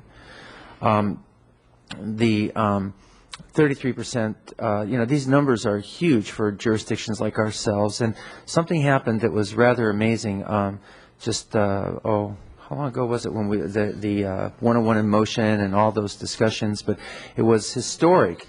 It was historic that all the jurisdictions in the county came together around this and identified, and we're talking all of them came together and have followed through on recommendations from a process that took 2 years to really look at the core issues, both on the South Coast, and in the inland and up in Santa Maria area, and then ultimately came together and have made recommendations to support this and move it forward. It's just remarkable. Why that is working, as far as I can tell, is that it's got local discretionary funding as a keystone, and that is, I think that's the flexible approach that you're talking about, Mr. Nitsch. And that is that each of the jurisdictions really has the ability to say for what they consider the high priorities, and then they can take that money, which is unlike many of the other kinds of funding that we get where it's prescribed or mandated or constrained in how we use it. So there's a regional approach that requires us all to cooperate, and that is just fantastic. That's exactly what we've been hoping to see happen in many different areas, air quality, water quality, and in this case, transportation. I do have a question about the distinction between, say, counties that don't have this kind of a revenue source, that are sort of looking for a hand out, so to speak, without stepping up and being responsible themselves for generating local funds to leverage the great state and federal funding sources. To what degree is this Measure D countywide program able to leverage additional funds more than the $1.6 billion over the course of 30 years? Madam Mayor and Councilman House. That's an excellent question. In the expenditure renewal document, there's a section that talks about the additional money that can be leveraged by this funds, which is substantial. And before I get to that, I might want to tell you that you're right. These types of local sales tax measures called self-help counties, I believe 20 out of the 58 counties in California have gone to this, and I think we will find that this is the most rapidly growing area of revenues for this type of funding statewide. We hear about these bonds, we hear about state, and et cetera, but where most communities are getting most of their flexible revenue is through these kind of local sales tax measures, so they've become very important. Certainly the urban communities have gone to this, and there's not enough other funds available. As you know, the federal government, the state government has actually reduced spending over the years in this area, so it's been made up with these. So some people ask us, well, isn't this more money than you used to get? And the answer is no, because some of those other sources that came from federal and state sources have been redirected for other programs, admittedly important programs have been redirected. So these have become very important, especially, as you said, for flexible funding. Now, in terms of being able to leverage those projects, that's very important, because a lot of the grants we get, and you'll hear, well, suppose these bond initiatives pass, the whole package, there will be funds that will come available, but those funds typically will come with some criteria and a grant match requirement. Where do we get those matches? And that's an issue. We currently use Measure D for a lot of those, particularly exclusively in the alternate transportation areas we use Measure D. So it'll be increasingly important, if those bond measures pass, to have this measure also pass, so we can use this money to leverage that additional money that may be available. The number that comes to mind, and I was thinking it was like $700 million, or is it $400 million? People have the leveraged amount that was in the report. There's actually a sheet here, if I can find it. I never find these things when I'm looking for it. But it was I've seen numbers that are something like $500 million, $500 and some million additional that would be leveraged, is what I've seen so far, something like that. Let me quickly. I've read so many numbers lately between this and the 167-page ballot book that you got in the mail. If you read that, and some of us just have to read that information. Well, as you're looking, I mean, we use the word leverage and we use that casually, but the point is that when we invest, let's see, the person who would be, all of us who would be participating in this, and we all would, when we make a $100 purchase, this measure will add over what we have now about 25 cents. So for our 25-cent investment on a $100 additional investment over what we're spending right now, we're going to be able to take our resources that we have locally and then magnify them and add another $500 million to them, and then have the discretion to use those monies the way that we need here in our local communities. I mean, that's the kind of thing that I think is just good business sense. And for people who are concerned about the magnitude of this and how much they're really committing, it just seems so small compared to the great benefit. And while you're still looking, I'll just make the last point here that I have on my little list, and that is that there are complementary things. Those propositions 1A, B, C, D, and E, if I've got it right, those are bonds. But to be able to really access that, we have to be able to show that we're being responsible on our end. We can't just ask for it. We're going to have to really come up with matching funds for an awful lot of that. And for the counties that have taken the trouble to do this, and for all those who are making that vote, we're making a very responsible and good decision, I believe, for the future. I'm certainly hopeful that we as a council will come forward and support this. Do you have that number? We're looking for the number. I might point out that we're not far away from that right now. Currently, one of the things that we're working on for this year's capital budget is we received 3 grants, which are very highly leveraged grants. They're the HBRR, which is the Highway Bridge Repair and Replacement Program grants. We have to come up with 11% of the money, and the feds provide 89% of the money. Because of the cost of those projects in the tens of millions of dollars, we are struggling to find the matching money that goes with those, even at only 11%. Wow. So you can imagine if those become even bigger projects. You say 11%. What does that mean? That means of the approved project cost. And remember, some of the things that we'll want to do on some of our bridge projects is more than what the state or the feds will say is basic bridge replacement. We want certainly some aesthetic enhancements, so those probably won't be approved. But even in the replacement costs, if you have an expensive bridge, we're paying 11%. If those bridges are $10 or $20 million to replace, then 11% of that, you got to come up with a couple $1 million. Out of a $14 million. We come up with a couple $1 million, and they provide the other $18 million. That's correct. And even that's a struggle with our program now, and you can imagine how that would be without. And that's not a fantasy scenario. That's the current one we're dealing with right now. So we need to have 2/3 plus one, I guess, of the voters. 2/3 of the voters have to support this thing. So whomever's listening, this is really important. And I was reading my ballot the other day, and I noticed that it was called D 2006. It was one of the very last things on our ballot as I went through the whole thing, and it's just something to really look for when you're. Yeah, second to the last item, at least on the ballot. I have one of those absentee ones I'm going to send in. And so, are we right on those numbers? Yes, I have them. Actually, the wording, I read it from the expenditure plan. It says that of the $787.5 million, which is the regional portion, SVCAG has estimated that will leverage an additional $554 million. So that's the numbers they're using in $700 million, and then they'll add another $500 million to that. From federal and state revenues toward those projects. Dave, when we talk about declining resources, to have the opportunity to do this is just something we should all take. Anyway, thank you very much, Mr. Nisich. Okay, Ms. Schneider. Thank you. I just, as MTD liaison, and I know MTD has been an active role in putting this together in terms of speaking out, and they also came out in support of Measure D, even though they're not a specific line item, and I know that was a big issue, but I think something that they also realized that without Measure D, the services that we currently enjoy are going to be dramatically impacted. And that's, and I also think about the conversations we had here and with a number of different boards and commissions about enhanced transit. That would not even have been on the table in terms of where the funding would come from to even provide enhanced transit in the city or throughout the region. And now we're about to receive the fruits of that conversation and those decisions as of January, where our lines 1 and 2 are going to go from 15-minute headways to 10-minute headways, and they're finalizing the funding from Measure D allocations from the different cities and the counties for the lines 6 and 11. And this is going to be a tremendous value to the whole region.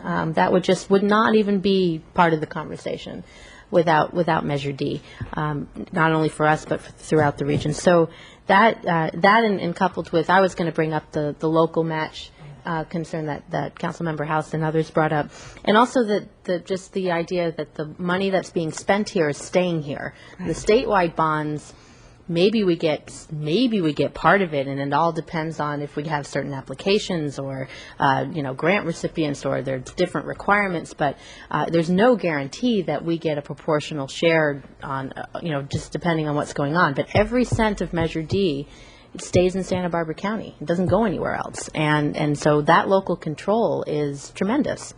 And I think that in and of itself, I think, is really important to put out there.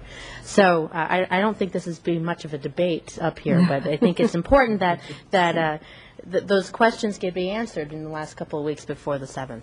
Right. Mr. Barnwell? Yeah, it's not much of a debate. I'm surprised that it's a debate in the community, frankly. Yeah. And just to tackle it head on, the local daily newspaper editorial page has come out against this. And I wish that they would rethink their philosophy on it. One of the editorials, I don't subscribe to the paper myself, but I do read it once in a while. I know that Madam Mayor doesn't subscribe, but she occasionally reads it herself. I read it when I find it someplace. And the argument against it was that it's bad for the environment. There's no environmental component in it. I don't know if you guys read that, but I just want to say, excuse me? This thing supports bicycles. This measure supports buses. This measure supports pilot rail. This measure supports street sweeping. Don't tell me there's no environmental component in this. Now, we have so many other environmental components in our community that we don't need to have this measure cover every single environmental base. But this is loaded with pro-green, pro-environmental concepts.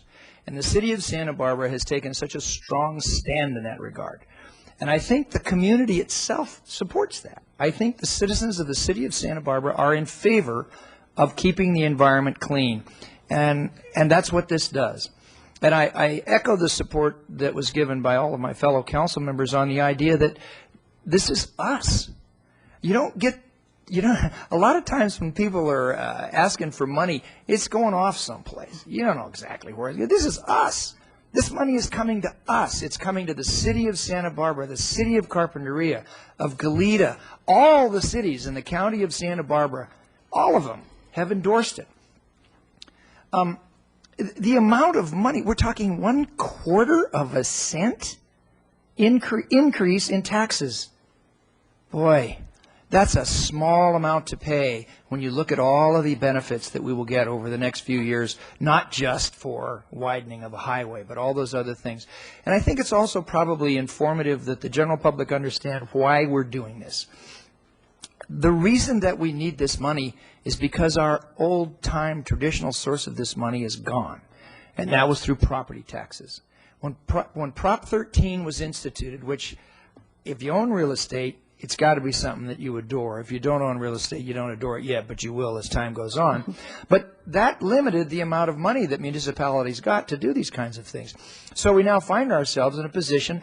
It's not like we're doing new projects. I think I talk to people and they say, well, you're doing all this stuff, and so you need this money to do this extra stuff. That is patently not true. We're doing the same things we always did. It's that we lost our financial resources to continue to do them through the passage of Prop 13 and a few other constrictions, so now we have to find other sources.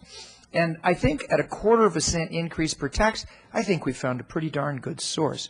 So I would urge all of the citizens of the city of Santa Barbara to think about whether or not they might use a train, or whether or not they think that buses are a good thing, or aid to people who are elderly or disabled to allow them to get onto buses, or whether the Safe Routes to School is a good thing or not, because this is sending money to that. And we had that tragic loss of life of that young boy on the bicycle just a few weeks ago. This is directed at that, and this is our money. And people can fill this hall right here and tell us how to spend that money, and we can tell Tony Nisich how to spend that money. It's not like it's happening in Washington, D.C. So I think it's vitally important that people get on board with this. Vitally important. We will suffer greatly if we don't get this passed. Thank you, Madam Mayor. Thank you. Mr. Williams?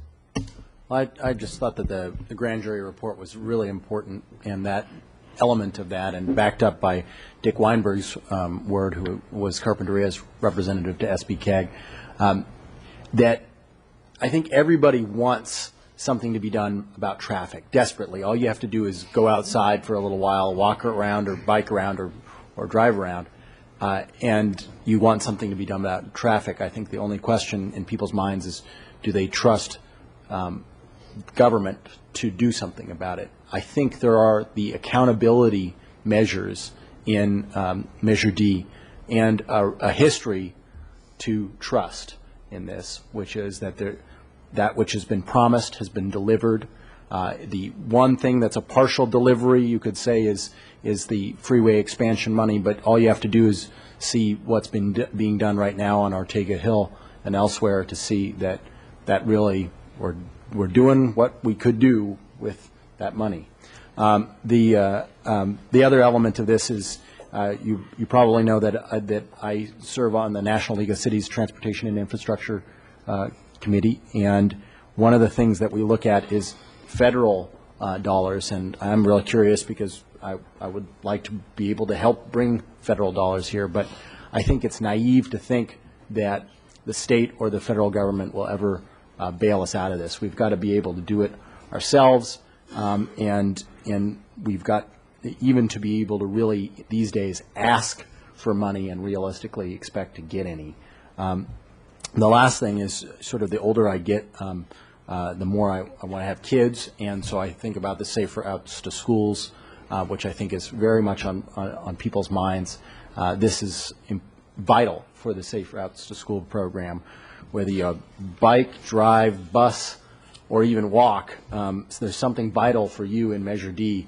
I guess the only people that there's nothing vital for are the people who stay inside their houses all the time and don't have any kids. Or know how to fly. Or know how to fly. So I think I just want to say that even if you feel like, well, okay, I don't know if all of this money should be used for one thing, there is something in it for us all. And I guess that the last thing is help me help you. Even if you don't bike or even if you don't use the bus, every time someone uses the bus or bikes, that's one less car on the road, making life difficult for you. So this does exactly that. Yeah, how eloquent everybody was about voting yes on Measure D. Wanted to point out that our Assembly member, Pedro Nava, had a press conference and was very good at pointing out why we should vote for Measure D. But one thing was that he is now head of the Transportation Committee on in the Assembly, and he said that only self-help counties, that is those counties that have sales tax dollars for transportation, will be even considered for state monies, and we kind of hinted at that here, but to know that we could vote yes on the infrastructure bonds and not get very much of it just because we didn't vote yes on our own local Measure D, that makes you want to vote yes on Measure D for sure. And if you can't trust local government, who can you trust? Because all you have to do is come in here and talk to us, and they do that all the time, even when we're out in the streets or in restaurants or anything like that. So I think it's wonderful, but it will be up to us how we spend the money, and I think that's wonderful. Mr. Horton. Just wanted to clear up a couple of misconceptions about commuter rail. First of all, we're not talking about Amtrak. Okay, clear? We're talking about a dedicated commuter line, not Amtrak. We're not talking about a new from scratch light rail line going from LA to San Francisco or something like that. We're talking about using the existing heavy rail lines with a contract with Union Pacific, which has been done all over the state of California. Is it easy? Probably not, but has it been done? Yes. We don't have to create this thing from whole cloth. We can use a contract with Metrolink, which is in service and serving nearly 100,000 people successfully in LA every single day. We can use an existing service if we want to. And finally, how do you get to work once you get here? Well, we have an idea for a computer dispatch van system that will dispatch the appropriate size van to pull up at the train when you arrive, and will take you to UCSB, Cottage Hospital, City College, wherever you want to go. And the same thing will return you back to the station at night. You don't have to worry about taking a cab or having a private car here or anything like that. So those are things I thought needed to be said for the record. Yeah, and we don't get commuter rail unless we vote yes on Measure D. Okay. Ms. Falcone. Well, I appreciate, all the sentiments here, and I guess there's such unanimity. I'm wondering if Mr. Nisich asked us to take a formal position on this, if I would make a motion to have this council support Measure D, which is our own local sales tax renewal and a little addition. Second. Then maybe we could actually formally pass it. So motion and a second. All those in favor, please say aye. Aye. Aye, aye, aye. You can only vote once, I'm sorry. Aye. You're from Chicago, I can tell. Okay. We have a closed session. You want to go ahead and read it? Item number Thank you. 14, conference with labor negotiator, police. Okay. And will we be reporting something out, Mr. Wiley? Probably not. Madam Mayor, I do not believe any reporting think out so. is anticipated. Okay, so we'll adjourn from there. Thank you very much.